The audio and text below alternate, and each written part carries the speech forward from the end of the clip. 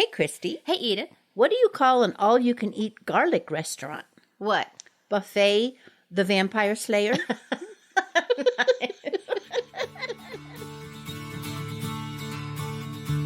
Hi, I'm Christy. And I'm Edith.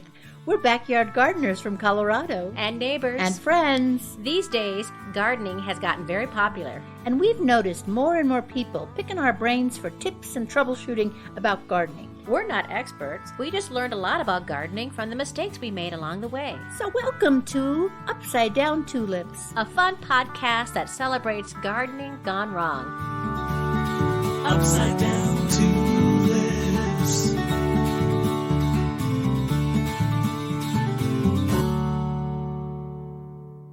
Hello, everybody. Hello, garden party and listeners. Hello, Edith. Hey, Christy, are you sitting so far away from me because our topic is garlic this week? Maybe. Okay, did you have garlic? I had garlic for breakfast. Did you? For breakfast? I'm kidding. We always sit this far apart. That's where the mics are. Remember last week when I said I had a theory that the darker the vegetable or fruit, the more nutritious it was? Uh-huh. Well, I did some digging around. I found out some really interesting things. Listen to this. Dark green leafy vegetables have the highest concentration of antioxidants and fiber. Blue-purple fruit and vegetables, including cranberries, purple grapes, raisins, and eggplant, boost urinary tract health, memory function, and promote healthy aging. Did you ever have this? I don't mean to get personal, but did you ever have? Uh-oh. Okay, did anybody ever have? I'm scared. Okay, this is not to you personally. Okay. Did anybody out there ever have a urinary tract infection and then you had cranberry juice? Yes. See, that backs me up because cranberry is in this little group. Green, just something being green, means a lot of heart protective potassium and vitamin K. Green fruits and veggies also help maintain vision health, strong bones, and teeth. Red and orange vegetables, you ask?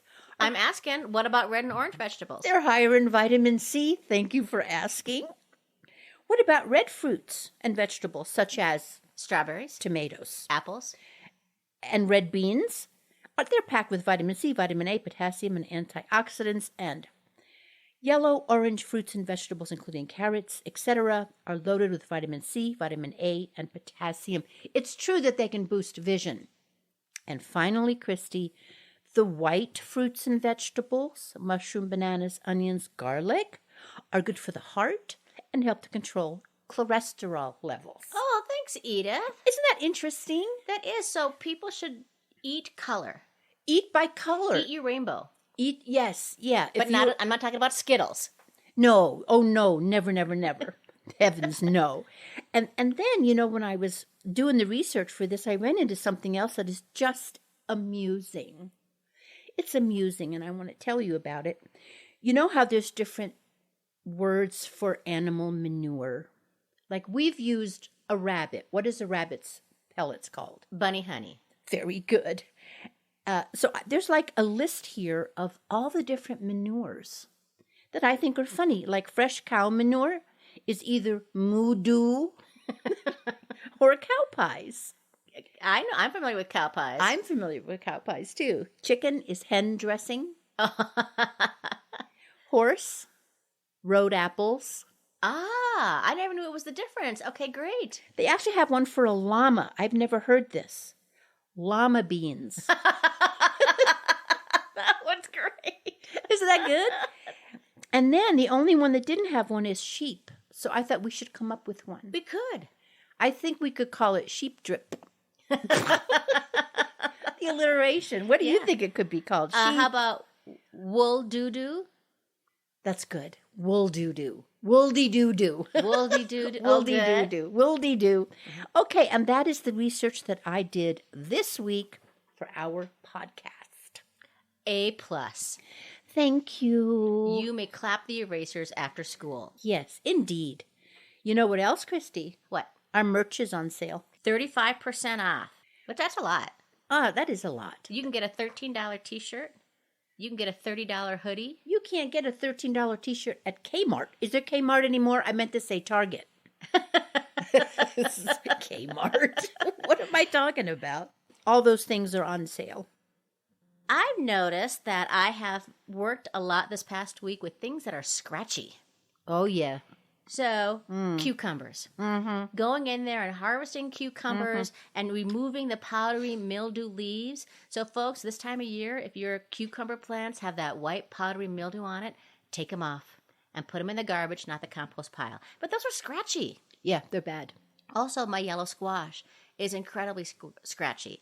So I'm trying to get in there and harvest the squash when it's small, and the leaves are so scratchy. How many are you getting every day? More than one? You know, I haven't had a chance to get out there every day, Edith, but I'm certainly getting 3 or 4 a week. Nice. That's nice. Yeah, they're so delicious. Sunflowers. So I've been scratchy. Deadheading sunflowers because we're having a nice fall so far. Yeah. So who knows, we might get some more blooms out of it. So when the flowers are spent, because I want to encourage more flowers, I've been taking my nippers and going through and cutting off the spent sunflowers. But the plants, the leaves, getting in there. Yeah, they are one scratchy plant. Yeah, for and sure. then of course pumpkins. You saw my pumpkin when you came in, right? That I Yes, harvested? very nice, yeah. That's my surprise pumpkin that is growing out of the compost bin. Nice volunteer, very excited. And I brought it in because the squirrels have been ate 2 pumpkins previously. Ugh. Those evil Little rodents. of the garden. Yes. And you asked me last week about one that was eviscerated, if I could save anything from it, like if I could even save the seeds or anything from it. Yeah. Well, I brought it in to show you what was left of the pumpkin. Oh. Wow. So, geez. This is like a quarter of the pumpkin, and everything is gone They out of ate it. the seeds because the ate- seeds are so nutritious. Of course they ate the seeds. And then probably what they'll do is maybe they will doo-doo in my compost, and I'll get another pumpkin out you of get it. another pumpkin maybe. What is yeah. squirrel manure, Edith? Oh, I don't know. Let's think about that. When we come up with one, we'll say it out loud. Squeaky peaky? Squirrel squirts?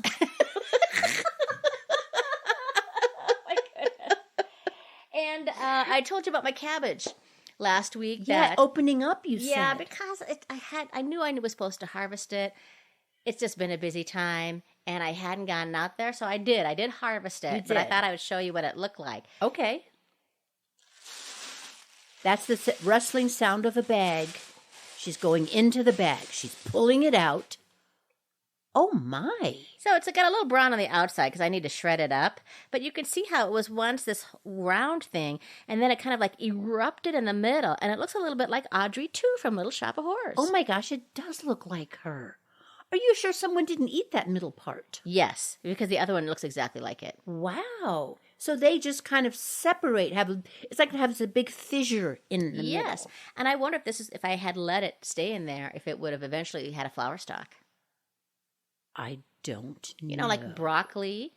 I bet it's you in the broccoli you know what? family. I bet you it would have. That's what it's getting ready to do. But I tasted the part in the inside, and Yeah. it still tastes fine. Perfect. It Good. tastes like coleslaw, and like you say, it lasts forever in the refrigerator. It does. I think if I shred it Uh-huh. and make some coleslaw, I think that's a great idea. so Who I'm doesn't- not gonna do. Well, maybe I could do sauerkraut. Now I'm thinking about sauerkraut again. Should I try it again? You should try it again. With this? Make you know what? Yeah. Don't like go crazy. Make like 1/4 1 pint. Yeah. Use salt. Use kosher salt. And that's all. That's all you need. Well, that's what I did last time. You use kosher salt? Yeah. And you pounded it down? It was Yeah. all weighted down? Well, try it again, Christy. Yeah. Try it again. Why? What the hay, huh? Exactly. Oh, how about this for the squirrel? Squirrel stones. Oh, good. That's good. Pretty good, right? How about this? What? Do you remember Bullwinkle and Rocky? Yes. Rocky Road. Oh, that's a good one. Oh, that's a good one, Christy. I'll never eat that ice cream again. Thank you. Yeah, but I know that stones, that came to my mind because of the day. The squirrel was in my house and literally pooped all over. A squirrel in the house. Not something you want to wake up to. That should never happen. That should never, ever happen. It's against the laws of nature. Absolutely. Oh, I want to tell you on the flower front, Edith. Do you remember this past spring when I had a lot of extra plants. And then I went to Wheat Ridge Gardeners on Facebook. So, folks, this is just our little local Facebook group which has local gardeners in it. And I said, anybody want lamb's ear? Anybody want Jupiter's beard? And I got rid of a lot of stuff. And I said, for free or trade. Yes. Well, for trade, one of the things I got was a Maximilian Sunflower. Folks, this is a native in our area to Colorado and Kansas. So it's in bloom right now. And what is it? Is it just yellow or is it? Yeah, beautiful and tall. It's about 7 foot tall. Oh. Nice. So it's nice here to September to have something that's blooming. It is. Oh, very nice. And it's a perennial, which means that it will come back next year. An annual. Seriously, not by self-sowing, but Correct. that same plant will come back? It's a tuber. Oh, my goodness. And so it doesn't come from seed. It's not an annual. It won't die every year. It'll come back in that same spot every year. And the person who gave it to me, who I forget their name, but thank you so much, said that they will spread. So maybe I can give you some next year. Oh, my. I would love that. Yeah, that'd be great. Hey, Edith, how's your garden going? Christy, I still don't have any cauliflower. Oh, my goodness. 4 plants taking up, you know how giant those plants get. I am deeply disappointed in that plant. I'm so sorry. What the heck is going on? Other than the cauliflower, the peaches are in, the grapes are in. Oh my gosh, in 1 or 2 days I'll be able to eat radishes. Oh, good. Yeah, I never got more than one single little tiny spinach plant. It's about, less than an inch high. It's just been too hot, I think. Mine didn't come up either. Do you think we could still replant?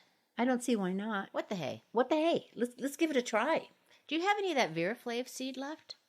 I do not. Okay. That didn't work this year. Oh. Isn't that odd? What works and what doesn't work? It's always such a mystery, the garden, isn't it? It is. This year I have no spinach. Literally, I tried that New Zealand stuff, and Yeah. I'm not crazy about it. It's little teeny tiny. Oh, the Viraflave it was the spinach that's as big as your hand, right? It was as big as a Swiss chard. It was bigger than my hand. It was bigger than my face. Remember, I put glasses on it, Right. and we posted a picture. Yeah. So, other than that, I think my garden is going. It's going pretty well. I've got some more cantaloupe coming up. Oh, good. I'm hoping it ripens in time. I've got lots of tomatoes. It feels like that we're going to have a nice fall here in Colorado. Oh, I hope so. Last year, of course, it snowed on September 3rd. Yeah. Anybody crabby, but here we are right now, getting up to the end of September. And I even saw, Edith, that the temperatures are not going to be dipping into the 40s until maybe in the end of next week. Wow. So it looks good.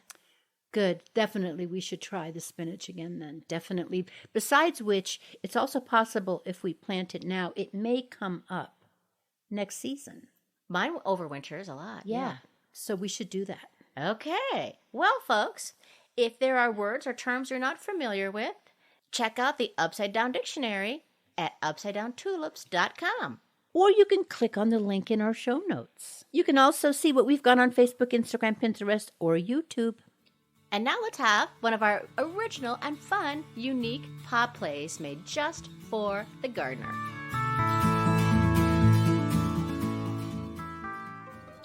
Oh, see how the thorns do scratch my skin and pierce at my body.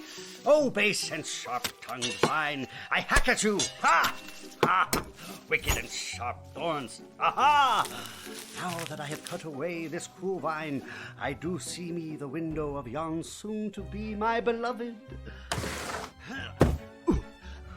And there lies she, my future princess, deep in year's slumber. I am here to save you with a kiss. Whoa, whoa, whoa. What now? Who speaks? Me. Right here in the corner. And who be ye, hovering in the bedroom of yon somnolent girl, soon to be my future queen? I'm Sleeping Beauty's aunt, the good fairy. Who are you? I am Prince Lancelot Pantala. And I have come from a kingdom far away to wake up Sleeping Beauty. I have braved bad weather, roughly rutted roads, roaming robbers, and that vicious vine that encloses the castle. And I have emerged triumphant. That's impressive.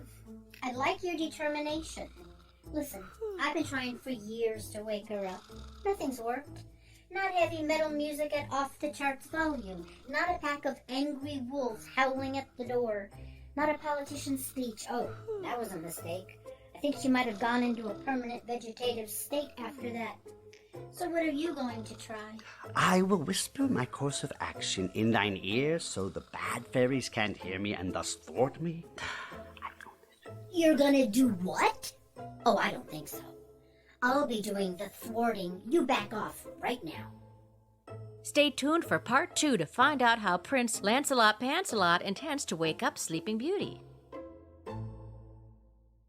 Okay, let's talk about Allium sativum, otherwise known as garlic. Did you know, Edith, that garlic also means spear plant, garlic in Anglo-Saxon? Oh. I think it's because of the shape of the cloves, look like little spears. Oh, yeah. Oh, that's cool. Yeah. People started cultivating garlic 4,000 years ago, making it one of the oldest and first herbs and vegetables cultivated by humans. Wow. I read that the Egyptians gave it to the slaves who were building the pyramids to keep their strength up. How kind. Yes, how very, very kind How very of them. kind. Garlic is native to China, where 2/3 of all garlic is grown. But in the United States, California is the largest producer of garlic. I love the lore about it. I love the fact that people think that it can repel vampires. Yeah, why is that? I think it is because it has such a strong smell. Garlic, if you eat a lot of garlic, supposedly it keeps away mosquitoes and stuff. I've heard that, yes. Yeah. And have you noticed a lot of the homemade remedies that we put out in the garden, we spray, has garlic and onions? Garlic is known to repel the blood-sucking insects because also they can't smell us. All they smell is garlic. In vampire lore, vampires are created by a blood infection that requires a victim to feed on the blood of others. So it's just like a mosquito. So that's why they are repelled. Oh, gotcha. 'Cause they're like gigantic mosquitoes. You know, in Bram Stoker's Dracula, he mentions garlic 21 times. Does he really? In the Bible, it's only mentioned once. Wow. Which book do you have on your shelf? I have both. Oh, so do I. Sure I do. You know, in Romania, garlic is considered a more powerful natural medicine than most antibiotics. Wow. And that is due to a compound called allicin, which is released when the garlic is crushed or chopped. It has similar properties to penicillin, actually. And they make dishes like garlic soup with other vegetables, and that's how they fight the flu in Romania. Also, in World War I, they used it on wounds and stuff. Oh, Isn't clever. that something? I think that's really something. The average person in the United States, guess how much garlic they eat, Edith? I'm going to guess a pound. 2 pounds. Oh, my gosh. Or, in other words, 300 cloves of garlic a year. The record number of eating garlic cloves in 1 minute goes to Deepak Sharma Barjagain from Nepal, who on December 1st, 2009, in 1 minute, ate 34 cloves of garlic. Oh, wow. Jeez. Do you know in Eastern Europe, especially in Romania, one of the ways they eat garlic is they have a piece of hard bread, and then they take a raw garlic and they scrape it over the bread. So you're eating raw, fresh garlic. My dad used to eat garlic like that. Oh, that's cool. Yeah. Think how healthy that would be. Do you know what the fear of garlic is called? Garlic phobia? Allium phobia. Oh, okay. And it's a real thing. Oh, I don't think you're a liar. Yeah. Okay. But what are they afraid of in particular? You know, I wonder if it comes... They're vampires, aren't they? That's it. That's it, right there. Allergies Oh. That kind of makes sense. or allergic vampires. Or allergic vampire. There we go. Thank you. So let's talk some more about the health benefits of eating garlic. There's a lot of them. Throughout history, it has been a remedy for things. You know, I mentioned that they used it during World War I, but not only to as an antiseptic, they also used it for diseases such as cholera and tuberculosis, thinking that could fight or help a person get through those hideous, horrible diseases. It has an antibacterial abilities to it, right? And antifungal. I think so, yeah. But it's Yeah. only when you cut it. Yes, yes. Garlic has been claimed to lower cholesterol Uh-huh. because it inhibits the enzyme growth in liver cells. Ooh, that's a good one. It can lower blood pressure. It can be helpful medicinally in the olden days regarding leeches, which I guess they still sometimes do use leeches for medical procedures. Oh my gosh, that's right. Somewhere I read that although garlic repels mosquitoes and blood-sucking things, it attracts leeches. And if you cover your arm in garlic oil, the leeches will come much faster. A hand smothered in garlic will attract a leech in 14.9 seconds. A hand not covered in garlic, it's 44.9 seconds. Now, guys, you probably are glad to know that, in case the next time you're bloodletting. Exactly. Yeah, that's a good fact. I never knew before that there was a difference between a hardneck and a softneck garlic. Ah. Did you know that already, Edith? I kind of knew that because I've been growing garlic, but I've been growing it really badly. I have too. My garlic has been here since I've been here. It always comes back, doesn't it? Do you ever do anything to it? I mean, do you harvest it? I have harvested it a couple times, and I never really knew the correct way to do it, but now I'm getting better at it. Mm-hmm. Which is kind of like what we say in this podcast, is that we're not experts, but we learned a lot along the way. And garlic is a good example for me. It was in this little patch of my garden, and it was always there. And in fact, I didn't even know that was garlic until somebody came in and said, "Oh, you have a garlic patch." And I went, "Oh, that's what that is." But I didn't know quite what varieties I had. Right. And I have learned that what I have is a hardneck garlic. And the reason why is because a little shoot, a stem grows out of it that is green and will eventually produce more seeds. And that makes it a hardneck garlic. I think that when you buy garlic at the store, you know how the cloves are around a stem? It's almost always a hardneck. Don't you think? Yes. The benefits of a hardneck are going to be that you'll be able to grow them in colder winters. Yes, absolutely. The benefits of a soft neck is they last longer in when you store them. Mm-hmm. And you can braid a soft neck. You can't braid a hard neck. A hard neck will have bigger cloves and less cloves, and a soft neck will have more smaller cloves. Yes. And also the soft neck, this is what you were talking about, they don't create a scape, which is the hard flower stalk that you were talking about. And the wonderful thing about scapes are they're edible.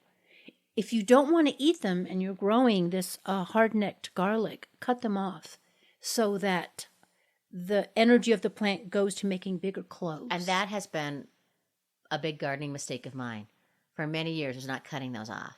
They're pretty to look at. They are pretty, They're so pretty. They're like little violins almost. Yeah. They're so pretty. Because they're part of the, garlic, onions, chives, leeks, they're all in the same family. They all have a beautiful flower on them. They do. You just want to leave it on there. So true. There are about 100 different kinds of garlic that you can get.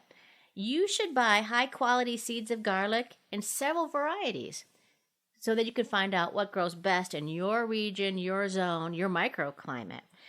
Cloves from the grocery store, not so good. Don't really work. They often don't grow. They put something in the stuff at the grocery store because they don't want you planting from it. So not the best idea. Yeah. They're treated with something, so it just makes them harder to grow garlic. Yeah. And when we come back, we'll talk about how the heck do you plant it? What kind of soil do you need? How do you harvest it? How do you know when it's time? And how to store it? And now, part 2 of Sleeping Beauty. I will whisper it in your ear, good fairy, so that the bad fairies can't hear. You're gonna what? Oh, I don't think so. I'll be doing the thwarting. You back off right now. But, good fairy, I can wake her with a kiss. You can't kiss a stranger who's sleeping? I mean, that doesn't seem right. And yet my friend, Prince Charming, did exactly that with a lass called Snow White, and they are now king and queen of a kingdom. Look at me. My pantaloons are shredded from the thorns, my hands bleeding from the climb. All I want is for Sleeping Beauty to wake. There's one more thing I'm going to try. Sleeping Beauty. Here's a bouquet of basil, sage, and thyme. Here's peaches and cantaloupe.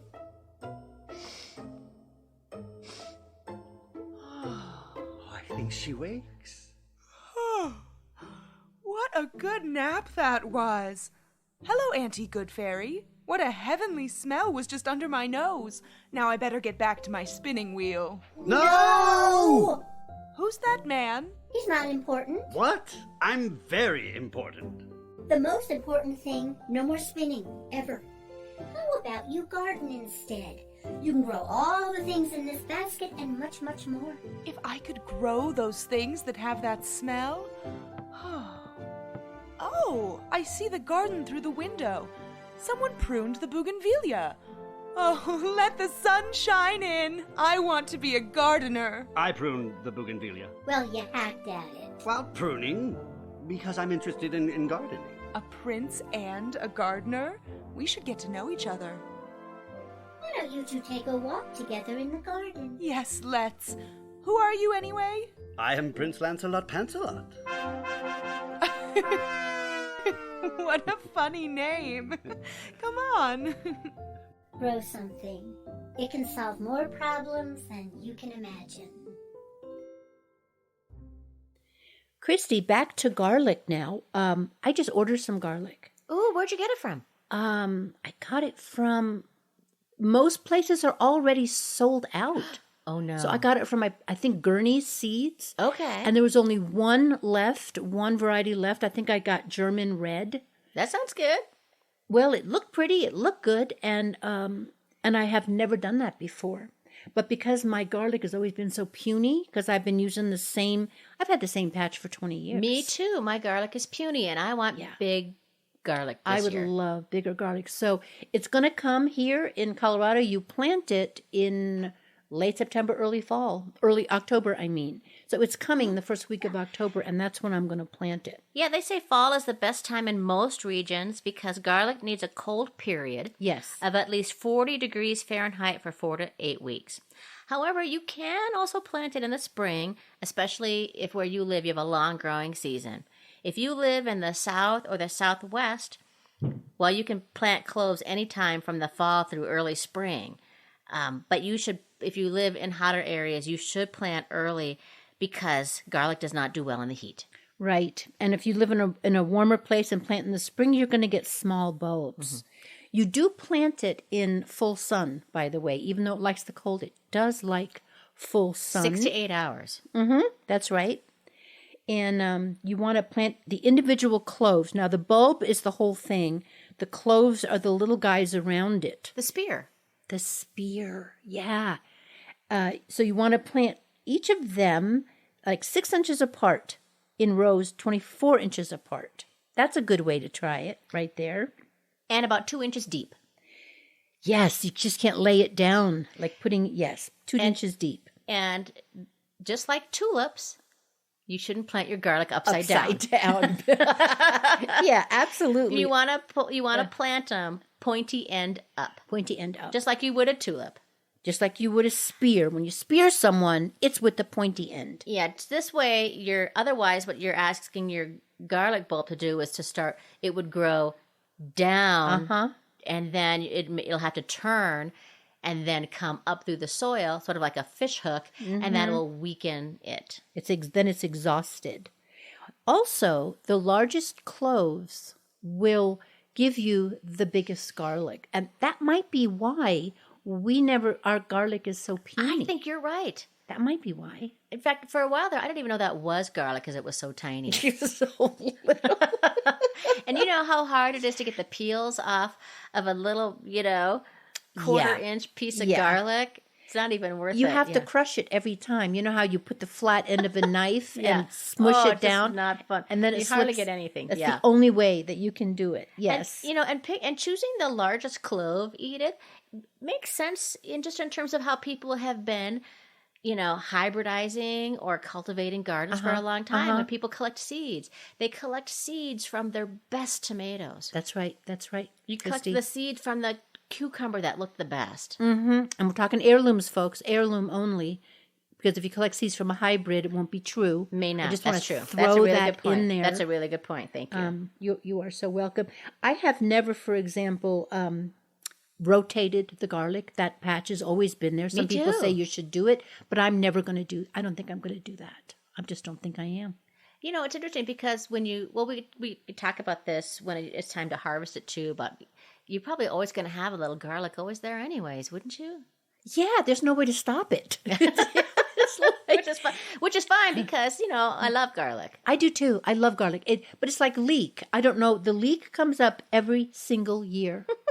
Don't know how to stop it, but I love it. The last thing I'll say about planting is that, folks, don't separate the bulb and then just let the cloves dry out before you plant it. You separate the bulb. Don't let the cloves wait any more than 2 days.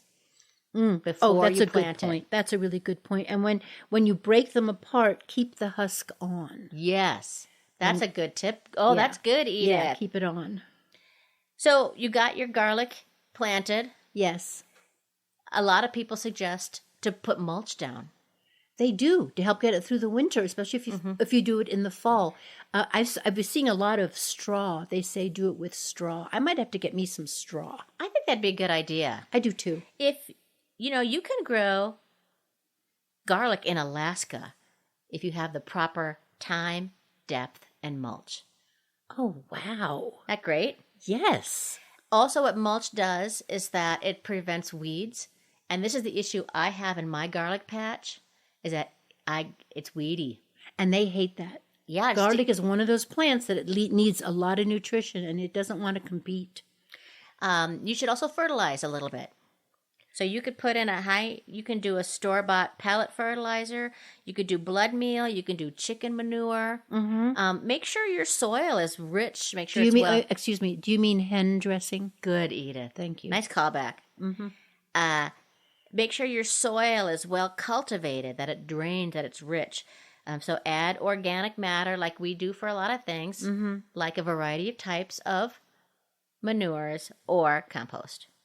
Yeah. Garlic is a heavy feeder.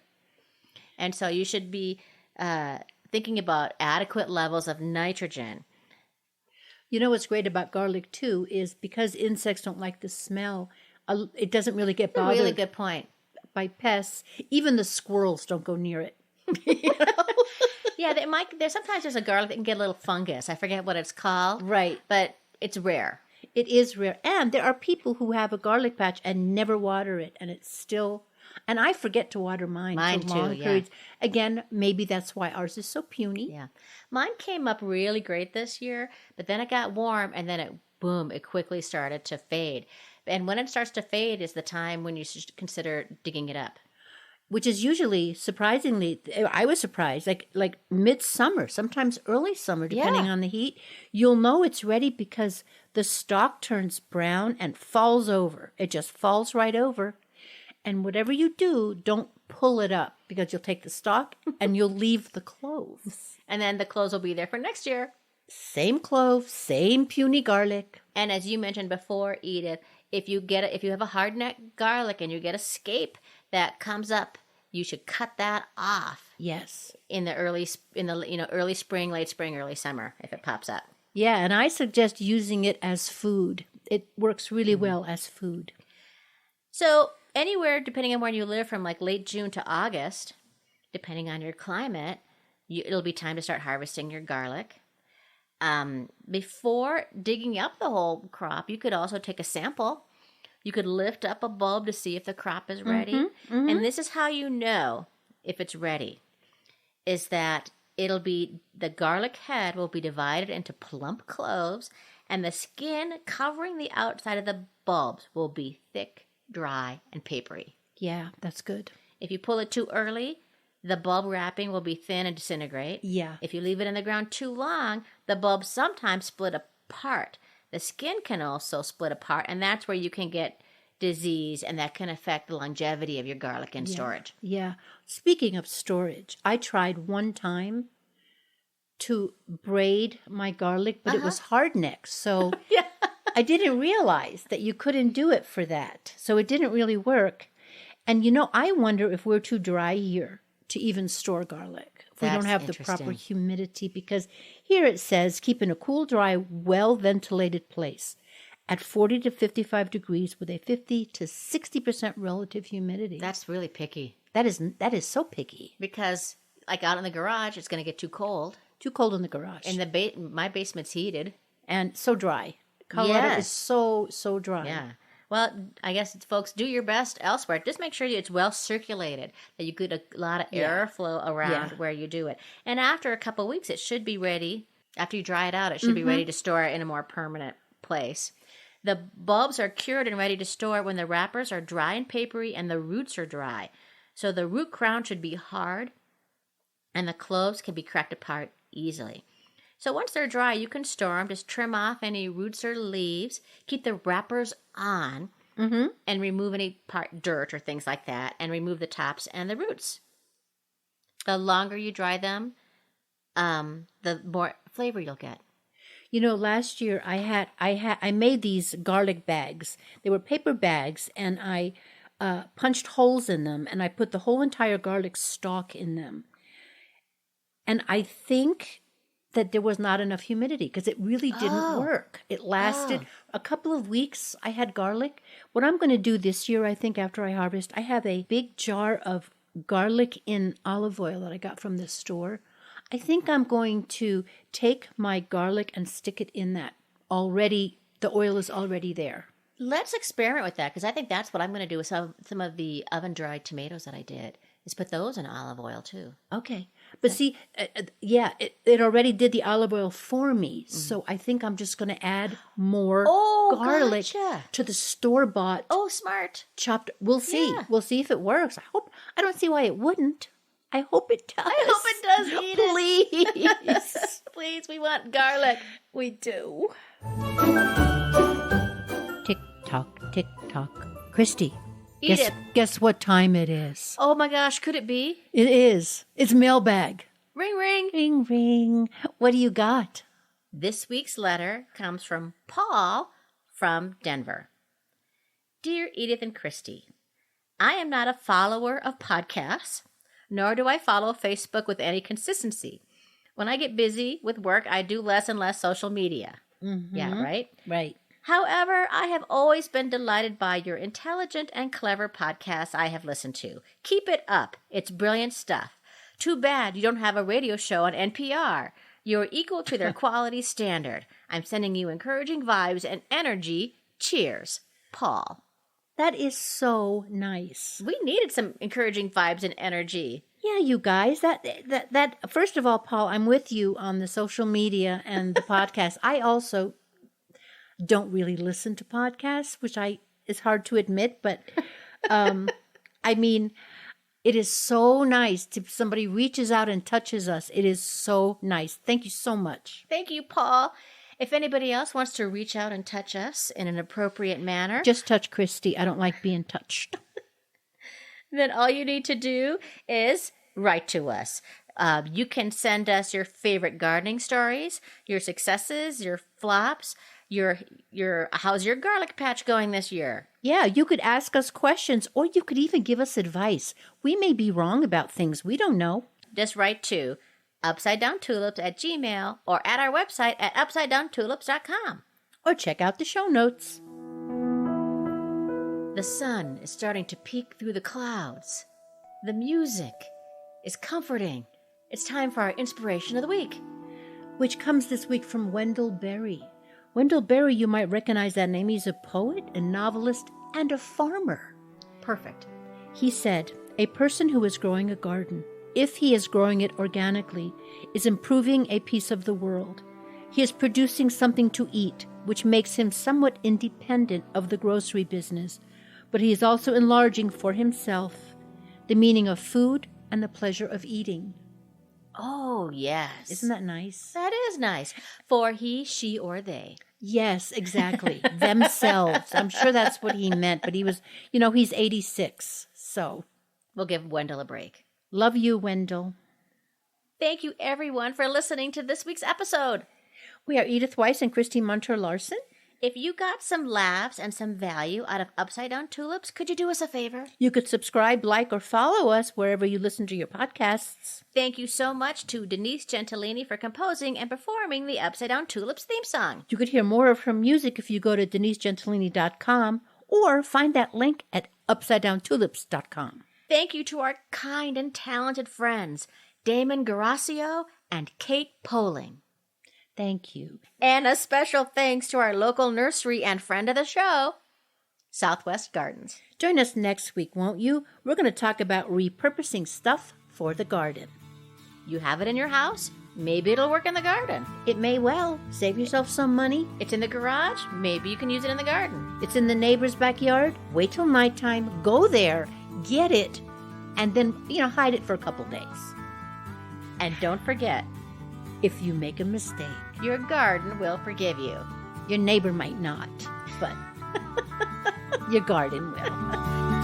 Upside down tulips.